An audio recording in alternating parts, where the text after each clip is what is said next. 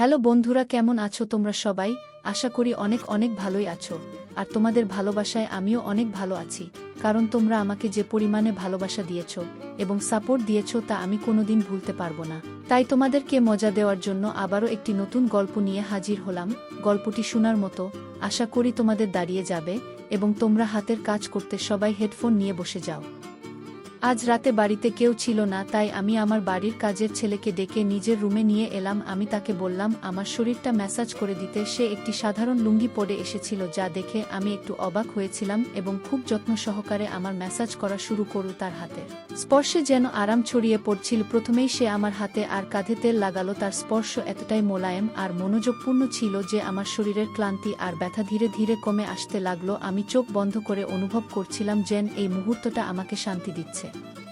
তার হাতের মৃদু স্পর্শ এবং যত্ন আমাকে আরও ভালো অনুভব করাচ্ছিল। আমি পুরোপুরি সেই মুহূর্তের মধ্যে নিজেকে হারিয়ে ফেলেছিলাম। তার আঙ্গুলের স্পর্শ যেন আমার সমস্ত ক্লান্তি আর যন্ত্রণা ধীরে ধীরে মুছে দিচ্ছিল। যখন সে আমার ঘাড়ে মৃদু স্পর্শ করল, আমি চোখ খুলে তার দিকে তাকালাম। তার চোখে যেন এক গভীরতা ছিল যা আমাকে বোঝাচ্ছিল যে সে আমার মনের ব্যথাগুলো পারছে। কয়েক মুহূর্তের জন্য পুরো ঘর এক অদ্ভুত নীরবতায় ভরে উঠল। কাজের ছেলে তখন মৃদুস্বরে বলল, আপনি একটু বিশ্রাম করুন। ভাবি তার কথায় আমি একটু স্বস্তি অনুভব করলাম। কিছুক্ষণ শুয়ে থাকার পর সে আবার এসে আমাকে আমার শ্বশুর শাশুড়ি বয়সে অনেকটাই প্রবীণ হয়ে গেছেন আর তাদের দেখাশোনা ও বাড়ির সমস্ত কাজের দায়িত্ব আমার উপর। শুরুতে সবকিছু বেশ ভালো লাগছিল, কিন্তু সময়ের সঙ্গে সঙ্গে এক ধরনের একাকিত্ব আমাকে গ্রাস করতে শুরু করল। সারাদিন কাজ আর শ্বশুর শাশুড়ির সেবায় কাটত, কিন্তু মনের শান্তি যেন কোথাও হারিয়ে গিয়েছিল। একদিন আমি আমার এই অসুবিধার কথা ফোনে আমার স্বামীর সঙ্গে শেয়ার করলাম। তিনি বিদেশে থাকতেন। তিনি আমার কথা মন দিয়ে শুনলেন এবং আমাকে বাড়ির কাজের সহায়তার জন্য একজন কাজের ছেলে রাখার পরামর্শ দিলেন। কিছুদিন পর আমাদের বাড়িতে ঈশান নামে একজন যুবক কাজ করতে এলো। সে মাত্র 9 বছর বয়সী, খুবই সরল প্রকৃতির এবং পরিশ্রমী। ঈশানের সাহায্যে আমার কাজের চাপ অনেকটাই কমে গেল। সে প্রতিদিন সকালে বাড়ি পরিষ্কার করত, শ্বশুর শাশুড়ির যত্ন নিত এবং ছোটখাটো অন্যান্য কাজও সামলাত। ধীরে ধীরে সে আমাদের পরিবারের এক অংশ হয়ে উঠল। একদিন যখন শ্বশুর শাশুড়ি বিশ্রাম নিচ্ছিলেন, আমি রান্নাঘরে চা বানাচ্ছিলাম। ঠিক তখন ঈশান এসে বলল, ভাবি আর কোনো কাজ থাকলে বলুন। তার এই কথায় আমি হেসে বললাম, না ঈশান, আজ তুমি অনেক কাজ করেছ, এবার একটু বিশ্রাম নাও। তার কাজের প্রতিনিষ্ঠা আর সততা দেখে আমি ভাবতে লাগলাম হয়তো জীবনের কঠিন পরিস্থিতি তাকে কম বয়সেই এতটা সংগ্রাম করতে শিখিয়ে দিয়েছে। বন্ধুরা, দিনগুলো কেটে যাচ্ছিল আর বাড়ির পরিবেশও আগের থেকে অনেকটাই ভালো লাগতে শুরু করেছিল, কিন্তু আমার মনের ভেতরে এক ধরনের একাকিত্বের শূন্যতা এখনও রয়ে গিয়েছিল। এই পরিস্থিতিতে ঈশানের সহানুভূতিশীল আচরণ এবং আমাদের সব প্রয়োজনের যত্ন নেওয়ার তার চেষ্টা আমার জন্য এক ধরনের ভরসা হয়ে উঠছিল। যেমনটি আমি আগেও বলেছিলাম, আমার শ্বশুর ছিলেন প্রবীণ এবং কিছুদিন ধরে তার শরীর ভালো যাচ্ছিল না। তিনি প্রায়ই বলতেন, পায়েল, তুই আমাদের এই বাড়ির আসল দায়িত্ব সামলাচ্ছিস। তার এই কথাগুলো আমাকে মানসিকভাবে আরও দিক করে তুলত। একদিন সকালে আমি চা বানানোর জন্য উঠি এবং দেখি শ্বশুরাই নিজের ঘরে বসে আছেন এবং বুকে হাত দিয়ে ব্যথায় কাতরাচ্ছেন। আমি ভয় পেয়ে দ্রুত শাশুড়ি মাকে ডাকলাম এবং গ্রামের ডাক্তারকে ফোন করলাম। ডাক্তার এসে পরীক্ষা করে বললেন এটি বুকে তীব্র ব্যথার কারণে হয়েছে এবং তাকে দ্রুত বড় কোনো হাসপাতালে নিয়ে যেতে হবে। আমি মুকেশকে দুবাই ফোন করে বাবার অসুস্থতার খবর জানালাম। বললাম, তোমাকে এখানে আসতেই হবে, কিন্তু সে অসহজভাবে বলল, ছুটি নিতে পারছি না, তুমি যত্ন নাও। তার কথায় ভেঙে পড়লেও গ্রামবাসীদের সহায়তায় শ্বশুরমাইকে হাসপাতালে নিয়ে গেলাম। চিকিৎসা শুরু হলেও তিনি আমাদের ছেড়ে চলে গেলেন। শাশুড়িমা সন্ধ্যাহীন, পুরো বাড়িতে সুখের ছায়া। আবার মুকেশকে ফোন করে জানালাম, বাবাকে হারিয়েছি, তোমার প্রয়োজন। সে বলল, ছুটি পাওয়া কঠিন, চেষ্টা করছি। গ্রামের মানুষ পাশে দাঁড়ালো। শ্বশুর অংশের শেষ ফিত্ত সম্পন্ন হলো। শাশুড়ি মায়ের কান্নায় আমিও ভেঙে পড়লাম। ঈশান চুপচাপ দূরে দাঁড়িয়েছিল, তার চোখে জল স্পষ্ট দেখা যাচ্ছিল। বাড়ি ফিরে সবকিছু যেন শূন্য লাগছিল। প্রতিটি কোণায় শ্বশুরের স্মৃতিগুলো ছড়িয়েছিল। শাশুড়িমা আমাকে বললেন, পায় এল, এখন এই বাড়ির সমস্ত দায়িত্ব তোর উপর। তার এই কথা শুনে আমি আরও ভেঙে পড়েছিলাম, কিন্তু নিজের মনের কষ্টকে আড়াল করে নিজেকে সামলানো আমার জন্য বাধ্যতামূলক হয়ে দাঁড়ালো। সেই দিন থেকে আমি সিদ্ধান্ত নিলাম, আমার একাকিত্ব এবং ব্যথা ভুলে বাড়িটাকে টিকিয়ে রাখতে হবে। শাশুড়িমার যত্ন নেওয়া এবং বাড়ির সমস্ত দায়িত্ব পালন করা এখন আমার প্রথম কাজ হয়ে উঠল। আমার মনের এক কোণে সবসময় এই ব্যথা থেকে যাবে যে শ্বশুরাই শেষ বিদায়ের সময় আমার স্বামী আমাদের সঙ্গে থাকতে পারেননি। শ্বশুর শাহের প্রয়াণের পর বাড়িতে গভীর শোক এবং নীরবতা নেমে এসেছিল। শাশুড়ি মা কিছুদিনের জন্য তার মেয়ের বাড়ি যাওয়ার সিদ্ধান্ত নিলেন যাতে তার মন কিছুটা পরিবর্তন হয়। আমি তাকে বাধা দিইনি, কারণ আমিও চাইছিলাম তিনি এই দুঃখ থেকে বেরিয়ে আসুন। শাশুড়ি মা চলে যাওয়ার পর বাড়িতে কেবল আমি আর কাজের ছেলে ঈশান ছিলাম। ঈশান সারাদিন বাড়ির কাজে ব্যস্ত থাকত এবং আমার প্রয়োজনের দিকে খেয়াল রাখত, কিন্তু এইসবের মধ্যেও শ্বশুর অংশের স্মৃতিগুলো এবং বাড়ির নিস্তব্ধতা আমাকে ভেতর থেকে ভেঙে দিচ্ছিল। একদিন সকাল থেকে আমার শরীর খুবই ক্লান্ত লাগছে, পুরো শরীরে এমন ব্যথা হচ্ছিল যেন আমার সমস্ত শক্তি কেড়ে নেওয়া হয়েছে। আমি ঈশানকে ডাকলাম, ঈশান একটু পানি এনে দাও। সে দ্রুত দৌড়ে এসে বলল, ভাবি আপনি কি ঠিক আছেন? আমি বললাম, না, শরীর খুব ব্যথা করছে, মনে হয় কাজের চাপে খুব ক্লান্ত হয়ে গেছি। ঈশান কিছু না বলে দ্রুত গরম পানি আর এক বোতল তেল এনে দিল। তারপর সে বলল, ভাবি যদি আপনি চান আমি আপনাকে একটু সাহায্য করতে পারি, এতে আপনার আরাম হবে। আমি প্রথমে কিছুটা সংকোচ করেছিলাম, কিন্তু ব্যথাটা এতটাই বেশি ছিল যে আমি তাকে না করতে পারিনি। ঈশান ধীরে ধীরে আমার হাত এবং কাঁধে তেল লাগাতে শুরু করল। তার স্পর্শ ছিল হালকা এবং মনোযোগী। যখন তার আঙ্গুলগুলো আমার কাঁধে স্পর্শ করে মনে হলো ব্যথাটা।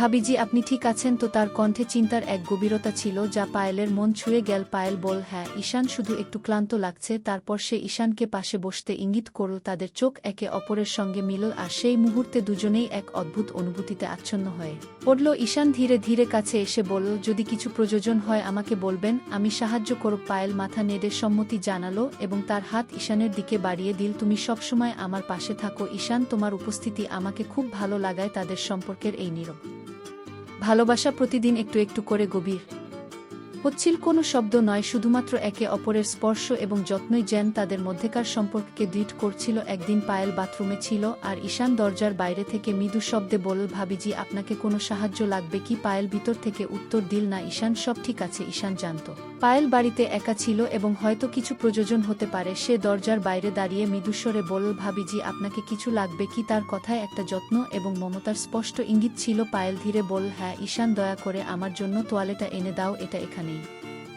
রাখা আছে। ঈশান তৎক্ষণাৎ তোয়ালে এনে দিল। যখন সে তা পায়েলের হাতে দিল, তাদের আঙ্গুল কয়েক মুহূর্তের জন্য স্পর্শ করল। সেই ছোট্ট স্পর্শ যেন উভয়ের মধ্যে এক উষ্ণ অনুভূতি এনে দিল। পায়েল ঈশানের চোখের দিকে তাকালো আর ঈশান মৃদু হেসে মাথা নিচু করল, যেন সেই মুহূর্তটি তিনিও অনুভব করছিল। এক সন্ধ্যায় যখন পায়েল বাড়িতে একা ছিল এবং ক্লান্তিতে বিছানায় শুয়ে পড়েছিল, তখন ঈশান এসে বলল, ভাবিজি আপনি কি ঠিক আছেন? আপনার কিছু দরকার হলে বলুন। পায়েল তার দিকে তাকিয়ে বলল, তুমি আছো ঈশান, তাতেই আমি স্বস্তি পাই। এই ছোট ছোট মুহূর্তগুলো তাদের সম্পর্কের গভীরতাকে আরও বাড়িয়ে তুলছিল। কোনো কথার প্রয়োজন ছিল না, তাদের আচরণ এবং যত্নই যেন সবকিছু বলে দিত। ঈশান পায়েলের পাশে এসে বসল এবং চিন্তিত স্বরে বলল, ভাবিজি আপনি কি ঠিক আছেন? পায়েল ক্লান্ত গলায় বলল, ঈশান আমি একটু ক্লান্ত, তোমার সাহায্য আমার খুব দরকার ছিল। ঈশান সম্মান দেখিয়ে বলল, আপনার যদি বিশ্রামের প্রয়োজন হয় আমি বাইরে চলে যাই, যাতে আপনি শান্তিতে বিশ্রাম নিতে পারেন। পায়েল মৃদু হেসে কিছু বলল না, কিন্তু তাদের দুজনের মধ্যেকার অনুভূতি যেন শব্দের বাইরে কিছু বলে। দিনের পর দিন পায়েল এবং ঈশানের সম্পর্ক ধীরে ধীরে বন্ধুত্বের সীমা ছাড়িয়ে এক গভীর ভালোবাসায় পরিণত হতে লাগল। প্রতিটি ছোট সাহায্য, প্রতিটি স্পর্শ আর প্রতিটি ইঙ্গিতে তাদের মধ্যেকার যত্ন এবং ভালোবাসা প্রকাশ পেতে থাকল। কয়েকদিন পরে পায়েলের শাশুড়ি মেয়ের বাড়ি থেকে ফিরে এলেন। বাড়িতে নতুন করে ব্যস্ততা শুরু হলো, তবে শাশুড়ির ফিরে আসায় পায়েল কিছুটা উদ্বিগ্ন হয়ে পড়ল। তার মনে ভয় জাগল যে তার এবং ঈশানের মধ্যেকার এই শব্দহীন সম্পর্ক যদি শাশুড়ির চোখে পড়ে যায় তাহলে কি হবে। পায়েল ঈশানের সঙ্গে কাটানো মুহূর্তগুলোর কথা মনে করল এবং নিজের মনে প্রশ্ন করল, এটা কি সত্যিই ভালোবাসা নাকি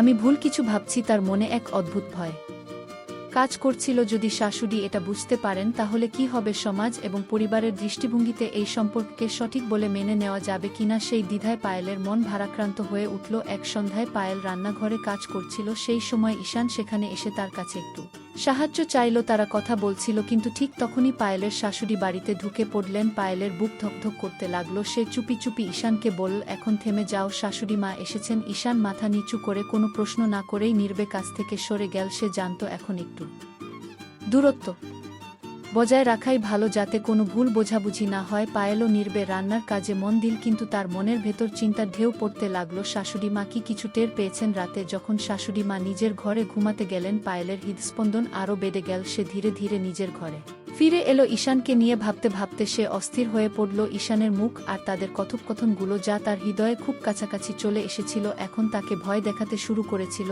যদি শাশুড়ি মা কিছু বুঝে যান, পায়েল নিজের মনে এই প্রশ্ন করল। পরের সকালে পায়েল আর শাশুড়ি মা একসঙ্গে নাস্তা করছিল শাশুড়িমা হালকা হাসি দিয়ে বললেন, তোমাদের দুজনের মধ্যে কিছু বদলে গেছে মনে হয়, আগের মতো নেই, সব ঠিক আছে তো? পায়েলের মুখ ফ্যাকাশে হয়ে গেল শাশুড়ি মায়ের কথায়। তার মনে হলো হয়তো তিনি কিছু আজ করতে পেরেছেন। পায়েল জড়িয়ে জিজ্ঞেস করল, শাশুড়িমা আপনি কি কিছু বুঝতে পারছেন? পায়েল আস্তে করে বলল, যখন তার হৃদয় ভয়ে কাঁপছিল, শাশুড়িমা আপনি কি কিছু বুঝতে পারছেন? শাশুড়িমা হালকা হাসি দিয়ে উত্তর দিলেন, না বেটি, তেমন কিছু নয়, শুধু মনে হলো তুমি একটু বদলে গেছো, তোমার মুখের সেই আগের উজ্জ্বলতা নেই। সব ঠিক তো? পায়েল কিছুটা স্বস্তি পেল।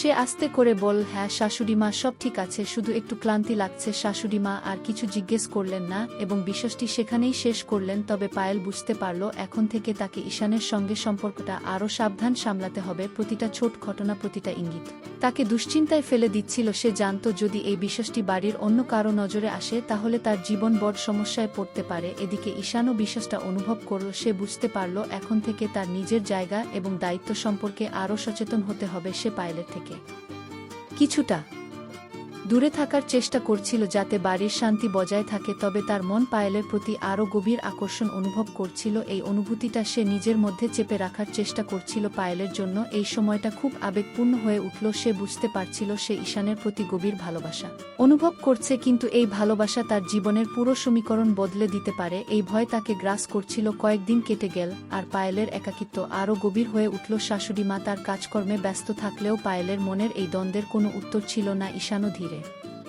ধীরে দূরে সরে যাচ্ছিল, কিন্তু তার হৃদয়ে পায়েলের জন্য অনুভূতিগুলো একই রকম গভীর ছিল। পায়েল দিনরাত নানা দায়িত্ব পালন করতে করতে একরকম ভেঙে পড়ছিল। বাড়ির সমস্ত কাজ সামলানো, শাশুড়ি মায়ের অসুস্থতার দেখাশোনা, সবকিছু মিলিয়ে তার মন আর শরীর যেন ধীরে ধীরে ভারী হয়ে উঠছিল। গভীর রাতে যখন সবাই ঘুমিয়ে পড়ত তখন পায়েল একা বারান্দায় বসে থাকত, তার চোখের কোণে জমে থাকা অশ্রু কখন